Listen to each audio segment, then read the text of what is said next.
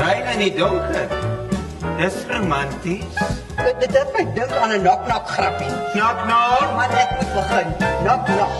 Wie's daar? Nora. Nora wie? Nora. Sit rustig, relax. Ek sal alles vir mevrou mooi verduidelik. En ja, jy het inderdaad gevra. Ag, sorry. Kyk grap seker. Ons het sopas na 'n paar skriesnaakse hoogtepunte van Styx en River gekyk met Sandra Prinsloo en David Beweer, wat van die 4de tot die 7de by die Fair Tree Atterbury Theater te sien is. Sandra en David kuier nou by my om meer te vertel hieroor.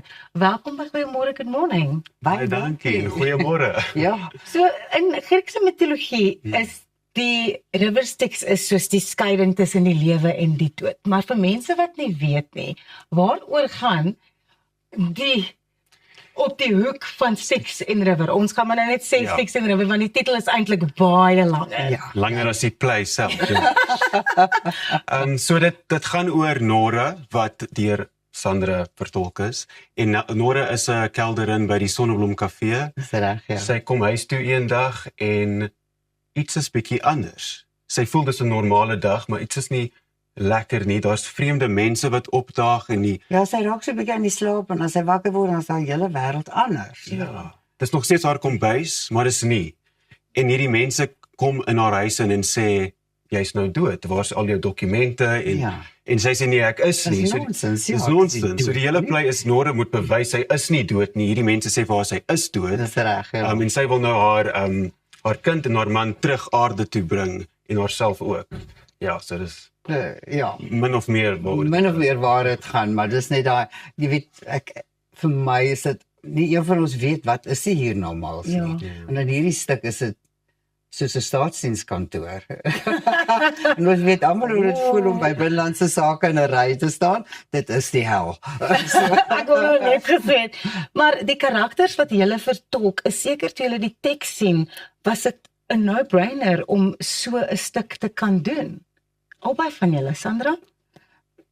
Ja, ek het gehou van die absurditeit van die stuk. Daar was nie veel in die rol wat my aangetrek het nie. Rare. Nee, want die rol bestaan nie werklik vir my, in elk geval vol rond op papier. Ja.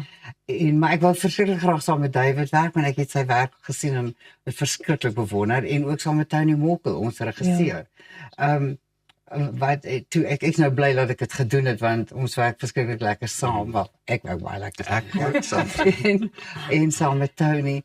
So dit was eintlik vir my die aansporing om dit te doen, maar ek het gehou van die absurditeit, want dit is 'n baie absurde sin vir humor, wat nog vir my persoonlike sin vir humor ook is. So dit het my aangetrek. David? Wel natuurlik om saam met Sandra Prinsloo te werk. En ek dink vir my was dit die kans om 9 verskillende karakters te vertolk, wat mens kry dit nie baie kans om so iets te doen nie. En dis groot karakters, jy weet, dis fisies en ek moet verskillende stemme vind vir elkeen. En dit was net na ek 2 jaar op Binnelanders was, so dit was lekker om weer groot te gaan op die verhoog. Ja, en ook om saam met Tony Morkel te werk, die regisseur. Hierdie is nou dit is nie die eerste speelvak van die produksie nie. Julle het dit al gedoen by verskillende feeste.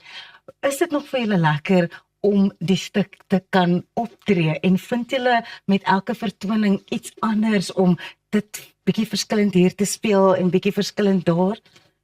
Ek dink ons het nogal baie verskuiwings in hierdie repetisieperiode gekry, want ons het die stuk meer as 'n jaar laas gedoen. Ja, dit is so dit was amper asof ons weer 'n nuwe stuk doen, jy weet. So ek dink ons het nou lekker dinge gekry. Vir my karakter in elk geval voel ek meer goed wat daar 'n bietjie meer dimensies gee. So dit was dit, en ons het baie pret in die repetisielokaal. Ons lag baie van mekaar. Maar elke keer wat ons dit doen, voel dit asof dit die eerste keer is. Letterlik. Ja. Dit is baie lekker om iets so te ervaar. Ja, dit hou dit vars. Is Suid-Afrikaanse gehore nog ondersteunend van die teater? Ek seker is nie ondersteunend genoeg nie, maar daar's mense wat regtig nog lief is vir die teater. Ek is een daarvan. Ek vind dit, veral met die feeste, jy weet, veral met iets soos die woordfees, vind ek ja, die mense stroom nog steeds, weet ek het nou net 2 opvoerings van Kampoer gedoen by die Woordfees wat ek gedink het, jene, ek wonder of daar 5 mense gaan kom, want almal het seker nou al die stuk gesien, ek doen dit al so lank, en dit was vol, en met baie waarderende gehore, regtig, en met Styx and River kry ons fantastiese gehore oor die algemeen, dit is regtig. Ek dink as die stuk iets beteken vir mense of met hulle praat, mense sal kom, jy weet. So daar is mense wat teater ondersteun. Ja, ek dink dit moet relevant wees tot hulle ervaring. Ja, ons het nog so 'n minuut oor, so wat kan mense verwag wanneer hulle Styx and River kom kyk by die Atterbury Theater in hierdie speelvak? Ek dink dit gaan 'n donker komiese reis deur die onderwêreld wees.